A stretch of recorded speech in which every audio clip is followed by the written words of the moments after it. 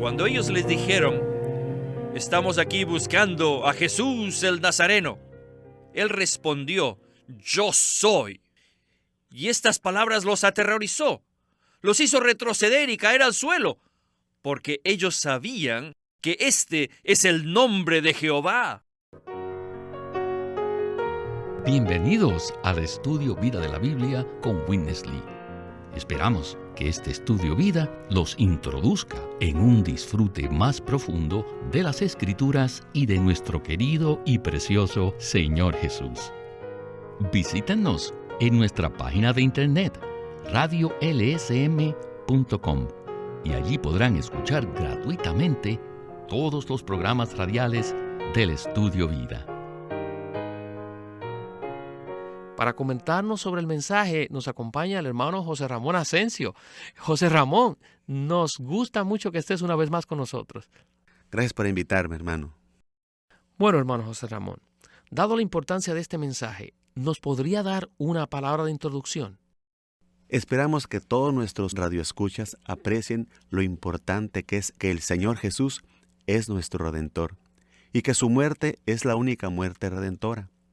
Y Juan 1:29 presenta claramente que el Señor Jesús es el Cordero de Dios que quita el pecado del mundo. Y en 3:14, Él es la serpiente de bronce, que Él fue hecho pecado por nosotros. Y Juan 3:15-16 nos dice que si creemos en Cristo, quien murió para redimirnos, tendremos vida eterna. La vida eterna no es solamente una vida que perdura después de la muerte, sino que es la vida de Dios, la vida divina, la vida incriada. El libro de Juan da énfasis al impartir de la vida divina. Se nos dice que la vida estaba en el Señor, que Él era la vida y que vino para darnos vida. Ahora vemos una transición crucial, en la cual la vida que estaba en Cristo, el Dios hombre, fue liberada por medio de su muerte para ser impartida en nosotros, a través de su resurrección, por su resurrección y en su resurrección. Además, este evangelio revela algo muy significativo en el capítulo 19, versículo 34, que dice: pero uno de los soldados le abrió el costado con una lanza y al instante salió sangre y agua. Dos sustancias salieron del costado abierto del Señor, sangre y agua. Esto nos revela los dos puntos cruciales de su muerte. La sangre efectuó la redención y así quita los pecados, mientras que el agua imparte vida y así acaba con la muerte. Su muerte tiene como fin impartir vida. La redención es el procedimiento. Impartir vida es el propósito. Y cuando esta vida es impartida, de acuerdo a Juan 12:24, el Señor es multiplicado. Así que el énfasis en este evangelio acerca de la muerte de Cristo no es la redención, sino la liberación de la vida para que ésta sea multiplicada con el propósito de lograr el aumento de Cristo, la novia de Cristo revelada en el capítulo 3. Amén. Con esta introducción ya estamos listos para escuchar el mensaje de hoy. Ahora bien, we come to spend some time on the process. el título de este mensaje es La vida procesada para la multiplicación. Let me check with you. Déjenme preguntarles, Don't you appreciate this? ¿no aprecian ustedes este título, La vida procesada para la multiplicación? A mí me gusta mucho estas dos palabras, el proceso y la multiplicación. Más adelante vamos a ver que en los capítulos 18, 19, 20 y 21 nos muestran que hubo un proceso. Y ello fue que la vida pasó por un proceso a fin de multiplicarse a sí misma. Un grano se ha multiplicado en muchos granos. El unigénito Hijo de Dios se ha multiplicado en muchos hijos. Más adelante, cuando lleguemos al capítulo 20, veremos que este Hijo único, el Hijo unigénito de Dios, se ha multiplicado en muchos hermanos, y los muchos hermanos son su multiplicación. ¿Cómo pudo obtener esta multiplicación? Él lo hizo al pasar por el proceso de la muerte y la resurrección. La vida fue procesada para la multiplicación. También me gusta esto, el hecho de que Él se entregó a sí mismo voluntariamente y con valentía para ser procesado. Ustedes saben que en su largo mensaje, que está escrito en los capítulos 14, 15 y 16, Él hizo este proceso muy claro. Y luego, en el capítulo 17, Él oró por este proceso. Y después de orar, tomó la delantera. Él salió para ir al huerto. Según el registro de Mateo, Marcos y Lucas, Él fue allí para orar. Pero Juan no dice eso. Juan no nos dice que Jesús fue al huerto y oró. No. Esto es debido a que el Evangelio de Juan nos muestra que Él se entregó, se presentó a sí mismo para ser procesado. Él fue allí, según Juan, no para orar, sino para ser arrestado. Él fue al matadero. Él se presentó a sí mismo a la muerte. Él no se estaba escondiendo. Y Judas el traidor y todos los soldados no lo estaban persiguiendo. No fue así. Sino más bien que Él fue al huerto y esperó allí hasta ser arrestado. Él se presentó a sí mismo a este proceso. Y esto quiere decir que Él se entregó a propósito, de una forma voluntaria, con valentía, para ser procesado. Cuando ellos les dijeron, estamos aquí buscando a Jesús el Nazareno, Él respondió, yo soy. Y estas palabras los aterrorizó, los hizo retroceder y caer al suelo, porque ellos sabían que este es el nombre de Jehová. ¿Qué cosa es esta? ¿Qué cosa tan tremenda? Se preguntarían, ¿qué estamos haciendo? Hemos venido a arrestar a Jehová. Ellos estaban aterrorizados. Sin embargo, Él no se escapó. Él les preguntó, ¿a quién buscan? Y les dijo de nuevo, yo soy. En cierto sentido, hermanos, no crean que ellos arrestaron al Señor. No, Él se entregó a sí mismo y con valentía. Aquí tenemos otro pensamiento profundo. El Señor Jesús deseaba ir a la cruz para efectuar nuestra redención, así que se presentó voluntariamente para ser arrestado. Y no solamente para ser crucificado, sino para ser procesado. La frase que usa el hermano Lee es, Él se entregó a sí mismo voluntariamente y con valentía para ser procesado.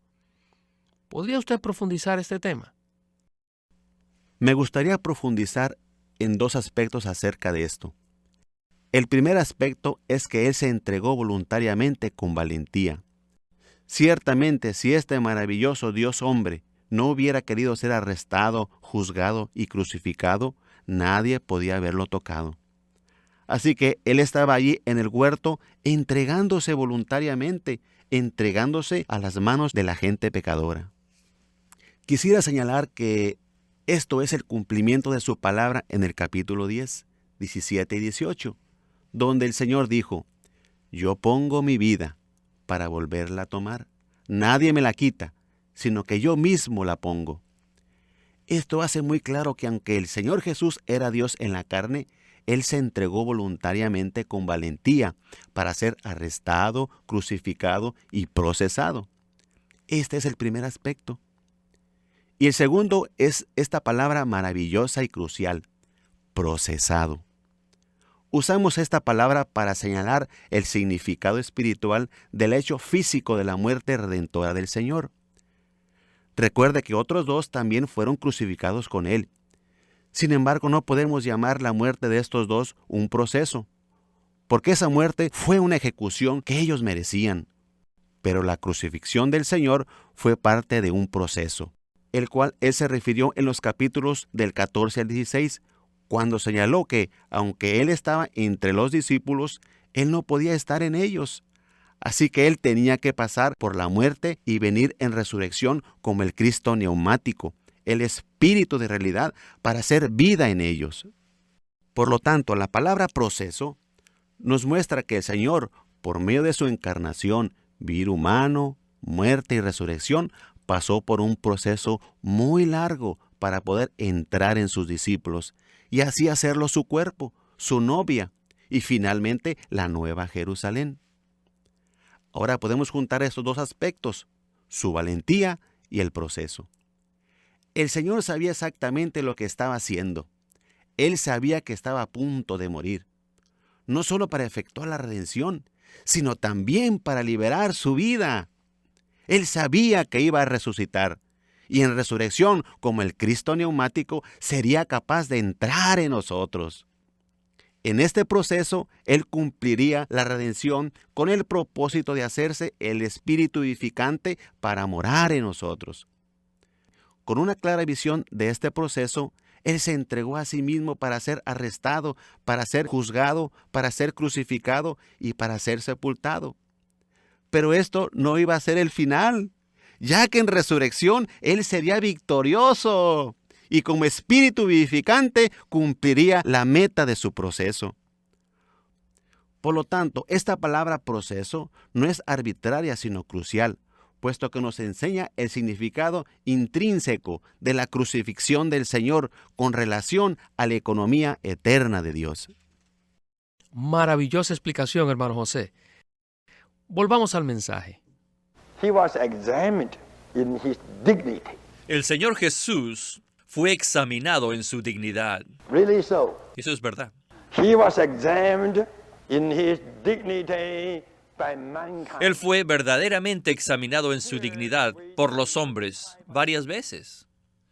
Y aquí otra vez necesitamos ver el tipo, porque el día en que el Señor Jesús fue crucificado fue exactamente el día de la Pascua. Y Él era la realidad del Cordero de la Pascua.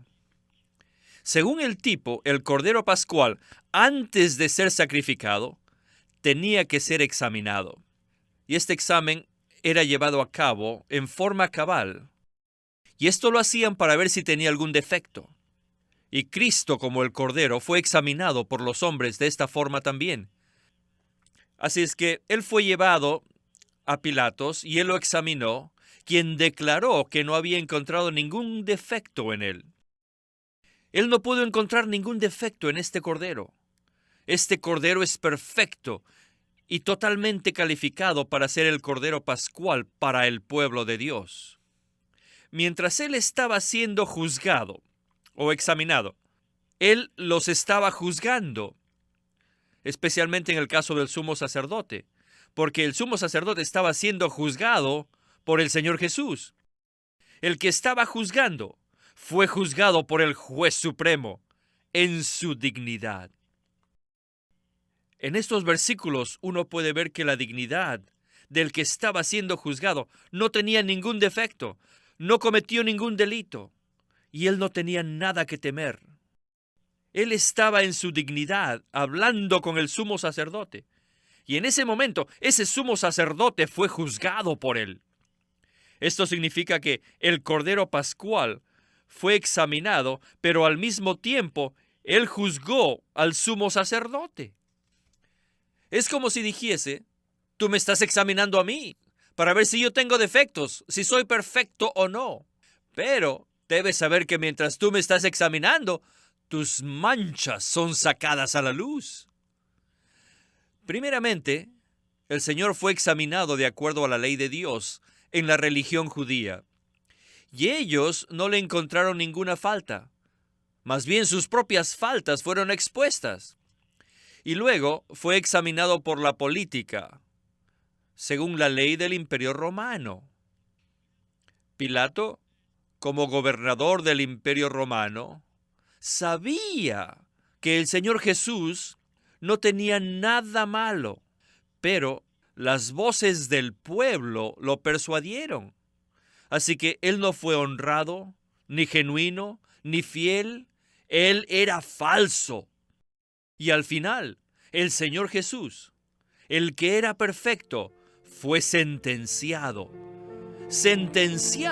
por la injusticia del hombre. Me pareció muy interesante en esta sección que este proceso abarca todo el detalle de la experiencia de la muerte del Señor, y en especial que la justicia examinó al Cordero Pascual para ver si había algún defecto. Él se presentó a sí mismo tanto a la religión como al gobierno humano para ser examinado. ¿No le parece también interesante este punto, hermano José? Sí, esto es interesante y muy revelador. El Señor murió como Cordero Pascual. Él es la realidad de la Pascua. Así como el Cordero Pascual tenía que ser examinado para comprobar que no tenía defecto. El Señor fue examinado por los religiosos y por el sistema político de aquel entonces. Esto fue muy significativo, ya que ni la religión ni la política pudieron encontrar ningún defecto en esta persona maravillosa. Pilato declaró 3 veces: yo no hallo en él ningún delito. Pero aunque se comprobó que él no tenía ninguna falta, aún así, él fue entregado a muerte por la religión engañosa y la política oscura. Debemos notar que aunque aparentemente él estaba siendo examinado, al mismo tiempo, por su pureza, él estaba poniendo de manifiesto la corrupción tanto de la religión como de la política. Aunque él estaba siendo juzgado, realmente la religión y la política eran las que estaban siendo juzgadas. Como se comprobó que no tenía falta, quedó expuesto que la religión y la política son oscuras, engañosas y corruptas. Eso es muy cierto. Vayamos a la conclusión del mensaje. Here's one most striking point. Aquí hay un punto muy sobresaliente, That is, while he was being crucified, y es que mientras el Señor Jesús estaba siendo crucificado, he told his disciple, that was John. Él le dijo a su discípulo, que era Juan, «He ahí tu madre». Y le dijo a su madre, «He ahí tu hijo». Solo este evangelio dice esto. Todos los otros evangelios no lo mencionan. ¿Por qué? Escuchen, muchos eruditos de la Biblia saben que en la cruz el Señor Jesús dijo 7 palabras. ¿Conoce usted la primera palabra? Sí, es: Padre, perdónalos, porque no saben lo que hacen. Esta fue la primera palabra. Y luego le dio una palabra a uno de los 2 ladrones que estaban crucificados con él. Y le dijo: hoy estarás conmigo en el paraíso. Estas 2 palabras fueron escritas en el Evangelio de Lucas y no en el Evangelio de Juan, debido a que Lucas es un evangelio que prueba que el Señor Jesús es el Salvador de los pecadores. Padre, perdónalos. Esta es una oración por los pecadores. Le dijo: hoy, aunque seas un pecador, un ladrón, tú estarás conmigo en el paraíso. Este es un evangelio prometido a los pecadores que han sido salvados. Pero aquí en el Evangelio de Juan es diferente. La diferencia es esta. Jesús estaba siendo crucificado a fin de transferir vida. Él estaba siendo crucificado para impartir la vida dentro de sus discípulos. Y finalmente, sus discípulos llegarían a ser Él. ¿Ven este punto?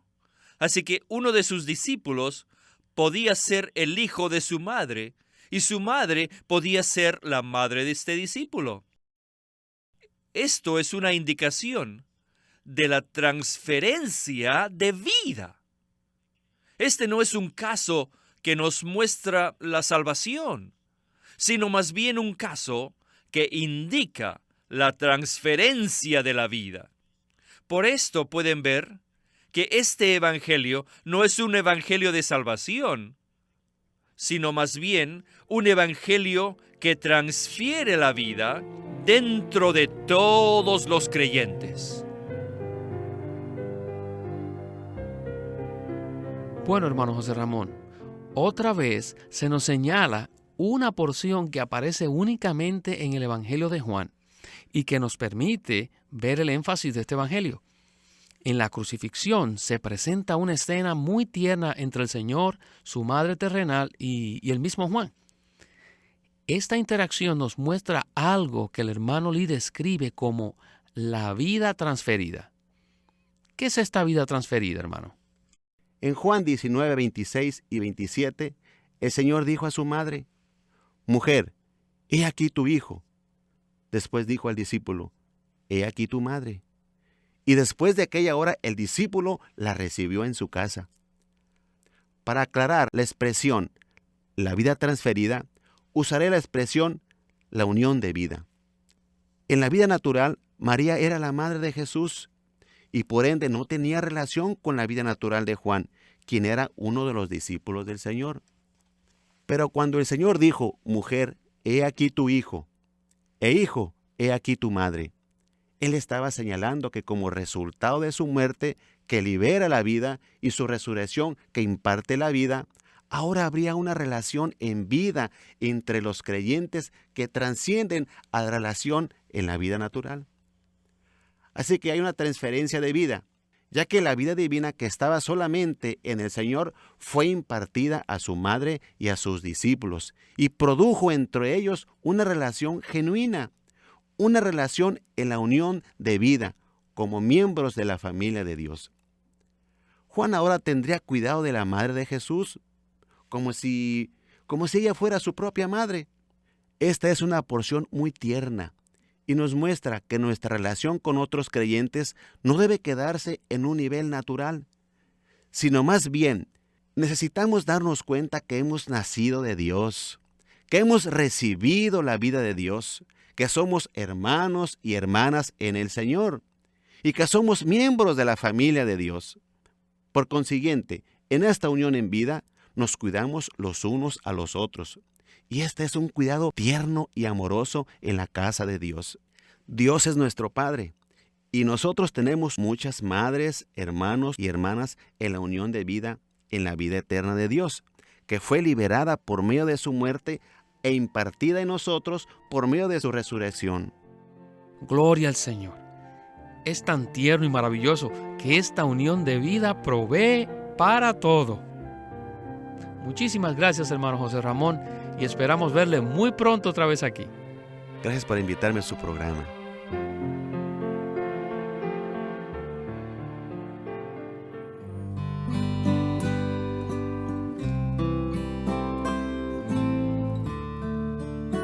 El carácter del obrero del Señor. En este título, Watchman Nee enfatiza que nuestra utilidad al Señor está determinada por la constitución de nuestro carácter. Los elementos naturales indeseables de este deben ser quebrantados mediante la rica misericordia y gracia de nuestro Señor, y las cualidades del Señor mismo deben ser reforzadas y cultivadas. Uno no llega a ser útil de la noche a la mañana. Debemos cultivar nuestro carácter si deseamos ser siervos eficaces del Señor. El carácter del obrero del Señor, por Watchman Nee. Watchman Nee llegó a ser cristiano en la China continental en 1920, a los 17 años de edad, y ese mismo año comenzó a producir sus primeros escritos. En casi 30 años de ministerio se demostró claramente que él era un don especial que el Señor dio a su cuerpo con el fin de adelantar su obra en esta era. En 1952 fue encarcelado por su fe en Cristo y permaneció en la prisión hasta su muerte en 1972. Sus palabras, sus escritos, continúan siendo una rica fuente de revelación y provisión espiritual para el pueblo cristiano de todo el mundo. Witness Lee nació en 1905 y fue criado en una familia cristiana. A la edad de 19 años fue completamente capturado para Cristo, a quien se entregó incondicionalmente para predicar el Evangelio el resto de su vida. Al comienzo de su servicio al Señor, conoció a Watchman Nee, quien ya era reconocido predicador, maestro y escritor, y con él sirvió en la casa publicadora llamada Librería Evangélica de Shanghai. En 1949, Witness Lee fue enviado por el hermano Ni y sus colaboradores a que saliese del país a Taiwán para asegurarse que lo que el Señor les había dado no se perdiera. Y allí comenzó la obra de predicación y publicación, por lo que también experimentó la abundante bendición del Señor. En 1962, el hermano Lee recibió la carga de ir al occidente y fue y se estableció en California. Durante sus 35 años de servicio en los Estados Unidos, ministró en reuniones semanales, conferencias, entrenamientos, dio miles de mensajes y publicó más de 400 libros, los cuales se han traducido a más de 14 idiomas. Su última conferencia, antes de fallecer, fue en febrero de 1997 a la edad de 91 años. Él nos ha dejado una presentación prolífica de la verdad en la Biblia, y su obra principal, el Estudio Vida de la Biblia, tiene más de 25,000 páginas de comentarios de todos los libros de la Biblia, desde el punto de vista del disfrute de Dios que los creyentes deben tener y de la experiencia de la vida divina en Cristo por medio del Espíritu Santo. También fue el editor principal de una nueva traducción de la Biblia en chino llamada La Versión Recobro, la que también está en español y otras lenguas. Esta contiene un gran número de notas explicatorias y referencias marginales que son muy espirituales. En 1965, el hermano Lee estableció el Living Stream Ministry, una corporación sin fines de lucro en Anaheim que oficialmente representa el ministerio de Watchman Nee como el de sí mismo. Este ministerio enfatiza la experiencia de Cristo como vida y la unidad práctica de los creyentes.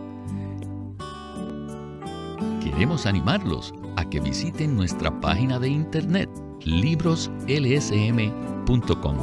Allí encontrarán los libros impresos del ministerio de Watchman Nee y Witness Lee, la Santa Biblia versión recobro con sus notas explicativas, y también encontrarán folletos, himnos, varias publicaciones periódicas y libros en formato electrónico. Por favor, visiten nuestra página de internet libroslsm.com. Una vez más, libroslsm.com. O llámenos a nuestro teléfono gratuito 1-800-810-1149. 1-800-810-1149. Además, si desean, pueden comunicarse con nosotros enviándonos un correo electrónico a estudiovida@lsm.org. Una vez más, estudiovida@lsm.org.